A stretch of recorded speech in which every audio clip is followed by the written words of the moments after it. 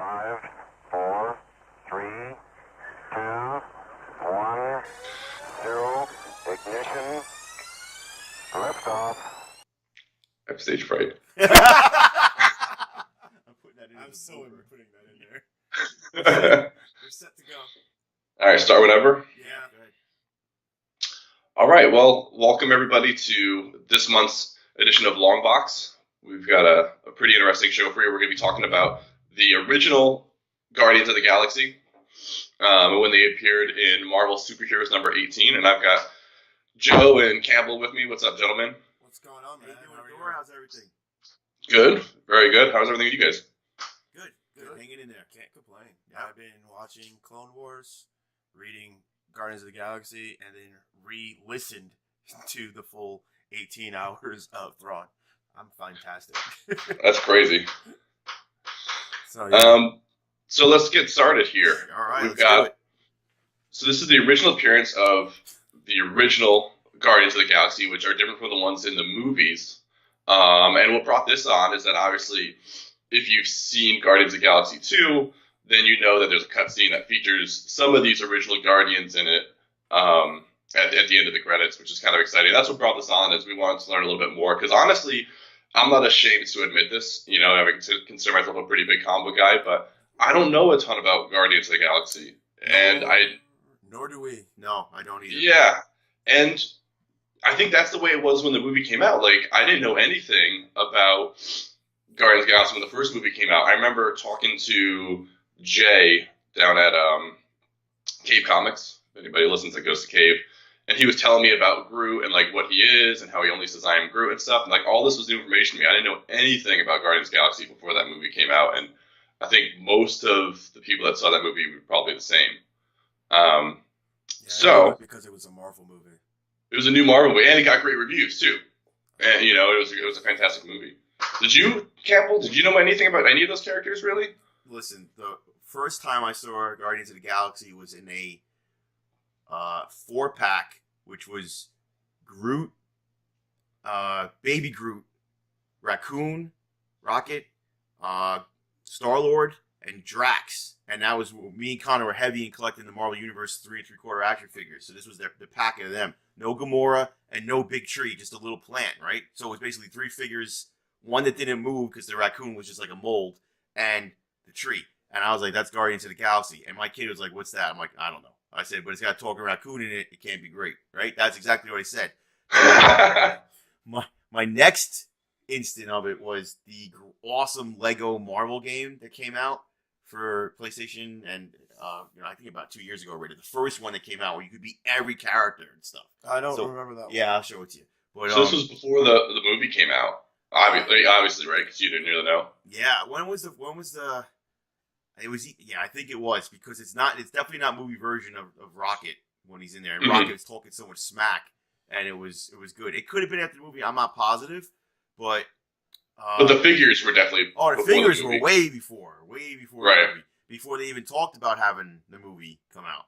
So that was our first thing. But I never picked up a book about it. Didn't know much about it. Didn't interest me.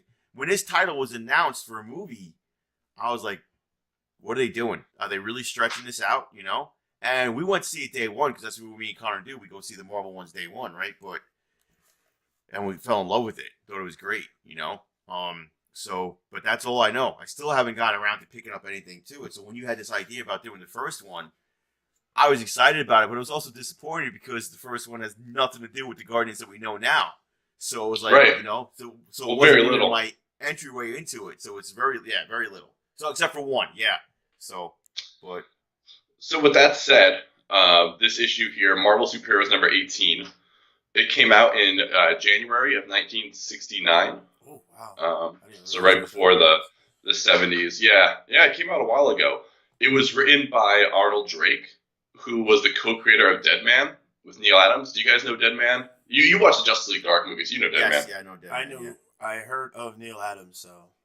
Oh, yeah, Neil Adams is huge in comic books. You know, I always go to him as the artist for the Green Lantern, Green Arrow, but he's, you know, way beyond that. Batman. Yeah, big time. Superman. He also did Spawn, didn't he? No. No? I don't think so. I shouldn't say it like that. Like I know I'm 99.9%. No, I just no. Go back, Joe. Go in your room. Campbell being mean to Joe. So yeah, so he created Dead Man, Neil Adams, and he also created Doom Patrol. And then on top of that, it was penciled by Gene Colan, who was co-creator of The Falcon with Stan Lee. Okay. Which is pretty cool. And Blade. Okay. With Mark Wolfman. Blade. Oh. Yeah. So big time. Not to mention these original Guardians. So in the story, we get our 4 Guardians, three of which appear in Guardians of the Galaxy Volume 2. We got our first appearance of Charlie 27, who is portrayed by Bing Rames. Right. Whose head is almost big enough to play Charlie 27. He really is, though, because in the comic book, do any of you watch Doctor Who? No, I've never really seen it. Okay, No, Connor does, not me. So there's a race that appears consistently every now and then in Doctor Who, where it's just like he looks like a potato coming outside of the helmet, and it's just his full suit of armor. And I was like, oh my god, I wonder if this is where the original scan came from. Oh, wow. Okay. Yeah, it's kind of crazy. So, but yeah, no, I didn't know if that was a thing, if there was a connection there. Then Martin X appears in this issue, and he's in Guardians of the Galaxy Volume 2 as well. He's played by, what's the actor's name? Michael Rosenbaum, who plays Lex Luthor in Smallville, right? Yes. You know what I'm talking about? Also, a man who's dabbled to both worlds because he is most of the time the voice of the Flash on DC cartoons. Oh, really? Yeah. Oh, no kidding. He's all over the place. And then Yondu obviously appears in this as one of the 4, and he's obviously all over Guardians 1 and 2. And then in addition to that, we've got the Major Vance Astro, and we have the Badoon appear, right? Yeah. From what my understanding is that they were supposed to be in the Guardians. I don't know if this is true or not, but they were supposed to be in the Guardians movie.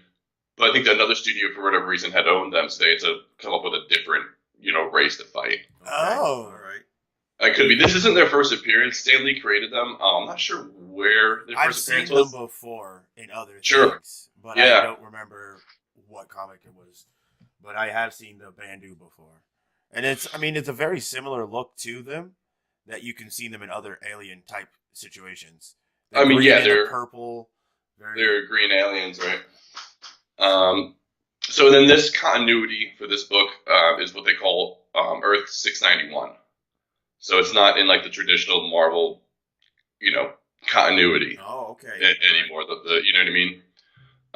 So the book, to give you a rundown on it, and hopefully everybody's read it. If not, you can check it out. I don't think we're spoiling anything. It's something you just want to check out, but takes 15 minutes to read, and it costs $2 on Comixology. It's a short one, and you guys probably noticed how much wordier comics were back. Yes. Also, very cool, because Stan was the editor. You get a little Stan note in there when they're talking about 10 to the 6, and he writes 10 to the 6 power, 1 million miles an hour. Stan. Really cool. Yeah, Stan Lee was editing this one. Edited for Marvel at the time, I believe. It's on. Also, 12 cents when it came out. It came out in 1969. In 1969 was the year I was reading that they, I think DC started. No, I think Marvel started it first. They moved comics from 12 cents to 15 cents. Okay. And then DC followed. I could have that backwards, but it's fun to think about comics being 15 cents. I'd have so many comics if they were worth 12 cents. Yeah, right? Yeah, but then back then 12 cents was a lot more money, so you probably had just as many. But I wonder whether I wouldn't have any if it was back then. Let's not get there. I was checking on eBay too to see like what it's worth. Yeah, what's it going for? In general. I found a CGC graded 7.0, which is not bad for a comic that old. It's going for like 153. Okay. All right. So not too bad. So let's get into it. So the story starts with Charlie 27. He's returning from a mission. He's been out in space for, I think, 6 months. Returns to Jupiter, and nobody's there to greet him. He runs into the Badoon. He finds that his people have been taken, or being worked as slaves. Mining. What were they mining? I have it written down because I couldn't remember it. Oh, they're mining crystals, weren't they? Harcovite. Yeah. I think is what it was. It was a power source for their.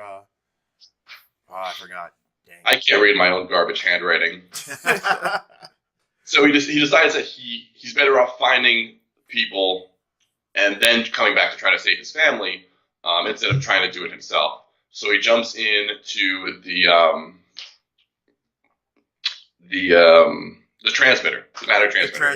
Yeah. Doesn't care where it's going, just jumps in, goes to Pluto, and that's where he runs into Martin X. Same story in Pluto. The Badoon have come in and kind of taken control. And then they jump I believe again. They hide out, and he finds out that he has a power source where he uses his telepathic powers and moves things with his mind, and also forms a light source. So, and then they run to where? Planet Earth? I think they head back to Earth, if I'm not mistaken. Yeah, the traditional Earth. And then they run into Major Vance Astro, Yes. who I'm surprised wasn't included in that Guardians scene. So I don't think that he would be included, or he is probably. He could be the part that Stallone plays, just not saying it. Stallone is Starhawk. Yes. Oh, okay. I got confused. Yeah, Starhawk in that one. But it's kind of an interesting story. They talk about him, and it's like kind of classic early 70s, late 60s, like science fiction. He's put into hibernation, and so he could live for, I think, 1,000 years? Yes. Or is it longer? It's 1,000, right? It's 1,000. And then for 1,000 years, so he can go to the nearest star, and then he wakes up, and 200 years after he put in hibernation, they figured out how to travel there faster, so there's already people there to greet him, and he kind of laughs about it, which is funny, you know what I mean? Like, it was all for nothing. Yeah. I thought it was really sad. He's like, all of my friends, family, girlfriend that I gave up died for nothing. Left. And he has to wear that suit now forever, because he'll age too quickly if he takes off the suit. It was what was it? And that's why he can't get punctured and different things of that nature. Yeah. Exactly. Yeah. It's funny though because like he laughs about it, but then like when the Badoon comment on it, he's like, "No, it's not a joke to me." But it was kind of interesting. And then so they're captured and they want to keep him. The Badoon want to keep him so that they can, they appreciate the knowledge of a man that's lived that long. And it's like they want him to kill Yondu. Oh. So he has to kill Yondu with his own weapon, which is the Yaka arrow. The bow right? And arrow, which was cool. I didn't even know. Yeah, it was an actual bow and arrow, golden. And he doesn't sing, does he? He doesn't whistle. He hums in this? Is that what it is? I thought it was controlled by whistling. Was it? I was pretty sure. So that let's see here. Oh, you're right. It's a weird whistle. Yep. Yeah, weird whistle. He controls it, takes up Badoon, they're able to escape. They tussle with Charlie 27 and Martin X. They realize that they're on the same side, and then that's where we end up, and that's the original Guardians of the Galaxy forming together. Now, did they have their own separate run? They all first appeared in this book. Okay. Except for the one that didn't, I think, was I don't think Major Astro. I don't think this was his first appearance. Okay. And that's pretty much it. So what did you guys think? Overall, I was happy to know that they didn't just pull the end scene from Guardians of the Galaxy Volume 2 out of nowhere. I was happy to find that they started from somewhere. I love connections to movies and comics, and when they stay true. And if you look at the front of the cover, it looks just like them at the end of that movie. In every single suit and everything. So Except for Yondu there. Yeah. Except for Yondu. I mean, he wasn't half naked, which makes sense. can't. It's cold and traveling to planets and robbing banks. You can't be half naked for that, I guess. But I like when people stick to the original comic. What is it? Comic world and comic sense. But I actually enjoyed it. It was a little adventurous. It was short. It was short for me because you didn't get to see. I would love to know more backstory of a little bit more of the characters, but you don't get that in a comic book. It's not a graphic novel, so I guess that made sense. Yeah, you can just read on, learn more about them. But it's always fun for me. I love going back and reading old issues, and that's the beautiful part about the digital age. Is that you don't need to find like a collection of them, or anything like that. You can like literally just go and buy the single issue, which I'm real big on. It's fun to look at like where comics have changed.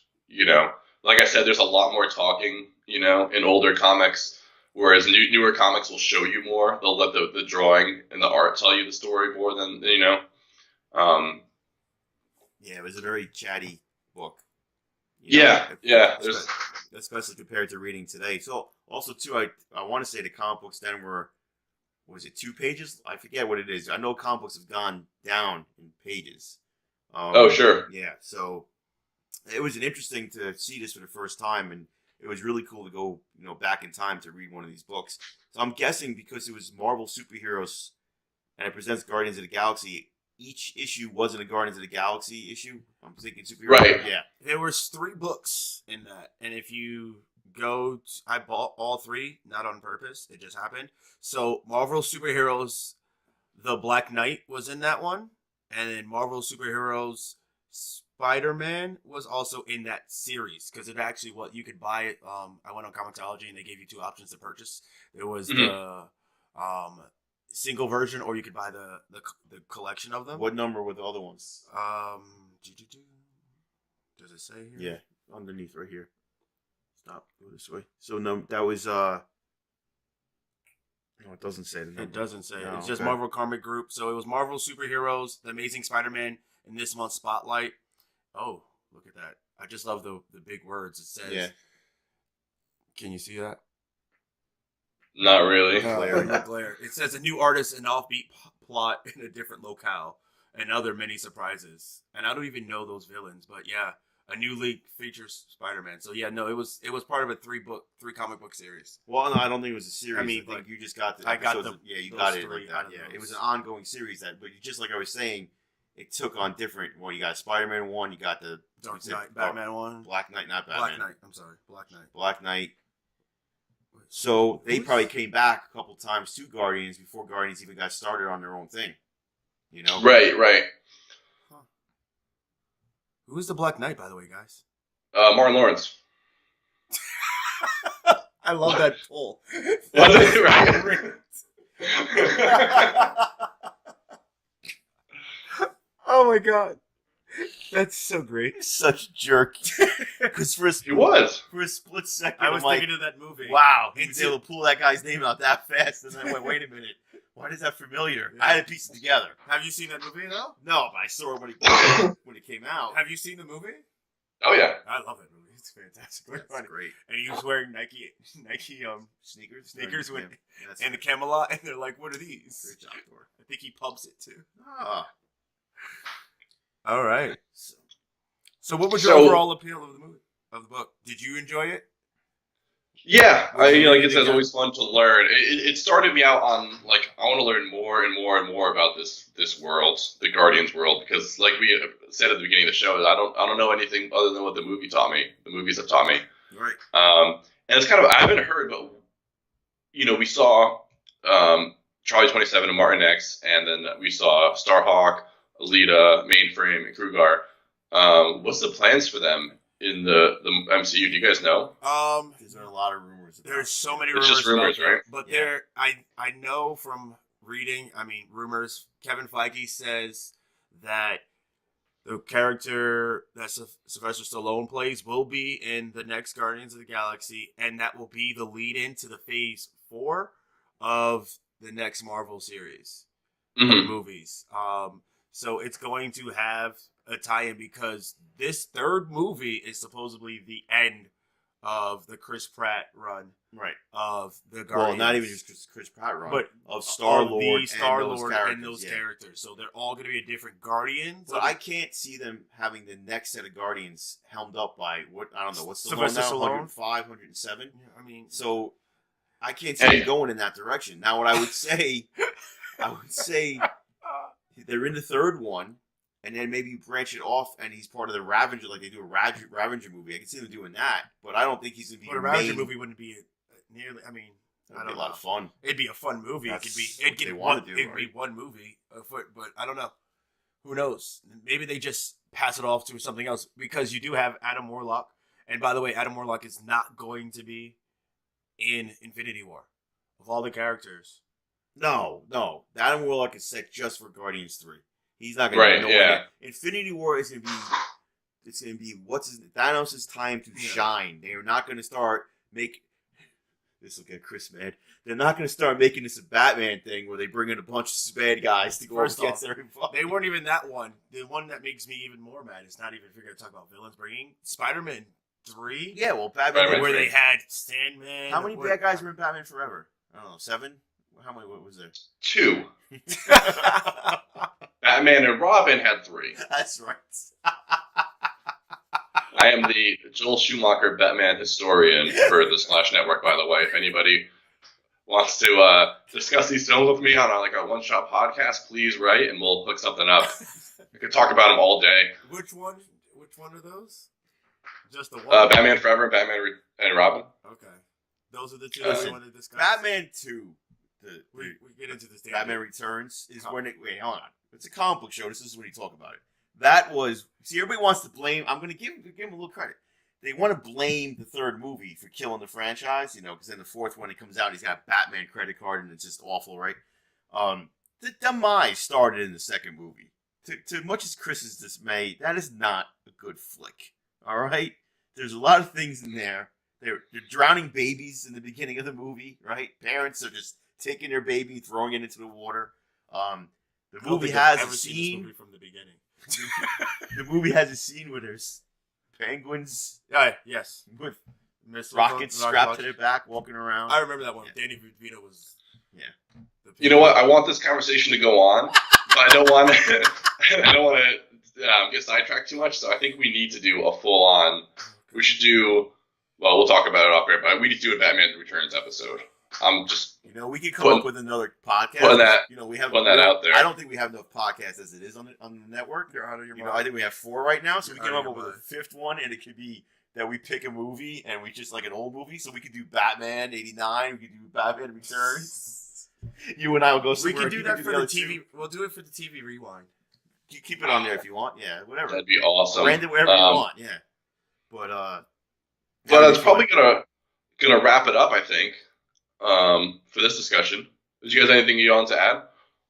Yes, single issues. It's harder to stretch it out. When we do a collection or if we do a graphic novel, there's a lot more depth you can get into. But they're fleshing out. You can see what they were doing. It's like testing the waters to see if this futuristic space stuff is gonna go. And they cover themselves by putting it in.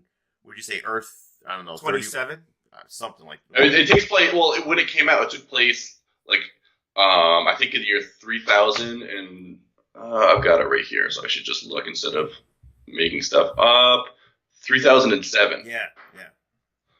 There was a funny part in the book where, because in 1988 is when they send, supposedly 1988 is when they send Vance Astro out into space, right? Right.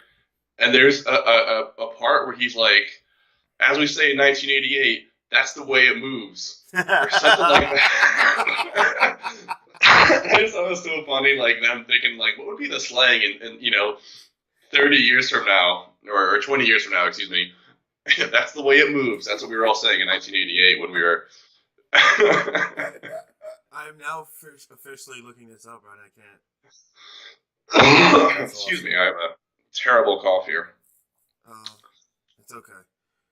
I will look this up. I can't wait to find that particular aspect. But did you like the drawing of it? Well, the drawings... I know it's a time period drawing, and that's not just time period. Drawings in the 60s was different. Everything is different because there's so much someone breaks ground for the first time, and then people copy that. Then the next guy comes out and does something, and people copy that. And then the looks start looking as a comic book that we see today, right? So like when Jim Lee comes around, everybody starts to copy Jim Lee, right? And you get the way he draws on every comic book, right? This time period, people were following it. It's very angular, if you notice. It's very angular. There's a lot of sharp lines and stuff like that, right? That's common back then. But each period tends to change where a new artist comes along, and that's as life, right? It just puts it up another notch. I mean, the comic books that come out today are just masterful, and then it could be 30 years from now that we look at those comic books and say, look what these guys are doing today compared to then, too. You know what I mean? Well, I mean, So, now they have those 3D comics on the comic books where you just put glasses on and then you could see the action play out on them, which is still crazy. I couldn't believe that was actually happening.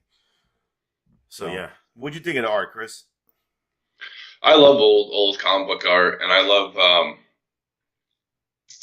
thinking of, because it's all done by hand, Right. The inking and everything. And sometimes, I think when people read comics, the thing that makes it, we read old comics, the thing that makes it seem so aged is the coloring. Because at the time, what they did is they used 4 colors, right? And that's what made up all of the colors they used in these books. So that's definitely, now you have digital coloring and you can just do anything you want. So I think at that time too, it also put a lot more, the inking, and did a lot more. And this is a book that's really inked well. I forgot I got the name of the inker here. The inker was Mickey Dimio. Mickey Dimio. Yeah. So it's just fun stuff like that. Lettering was done by hand, right? Because I'm looking at all these A's are different, so it was done by hand. It wasn't like a typewriter or anything like that, Yeah, lettering was done by hand for sure. A lot of work goes into it. So I really like the way, I know he looks really weird, but I like the way they're imagining what would somebody who was raised on Jupiter look like. I think it makes You know what I sense, mean? Yeah. I think he was the 5th generation.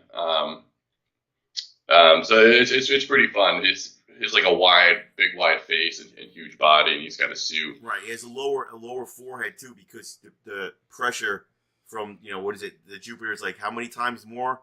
Because gravity's greater, yeah. Yeah, exactly. So yeah, I thought it was cool. And it's really cool seeing it on a scan because you're getting the true form of the art where the pages were, some of those pages were rough back then. You know what I mean? They used to say they were barely written on toilet paper. They used to say back then, just a step above. So, what were you laughing at? I'm laughing at. I finally found where it is. It's right when he hands over the bow from the bad guys, and he says, "Sorry, my blue friend, but like we used to say back in 1988, that's the way it moves." That's the way it moves. That didn't stick, huh? I don't remember ever hearing that line. Somehow was in the next Guardians movie or in Infinity, you have to have Star-Lord say, like we used to say when I was a kid.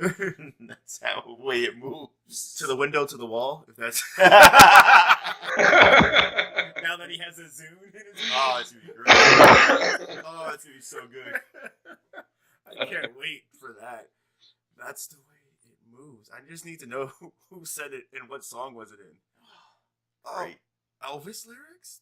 Oh, well, all right. Don't jump in there. All right, what do you think? So, you ready to end this story? Yeah. Thanks for listening, everybody. Hey, have a good evening. And make sure evening, day, whatever time you're listening to us, but make sure you follow, subscribe, like us on iTunes as well.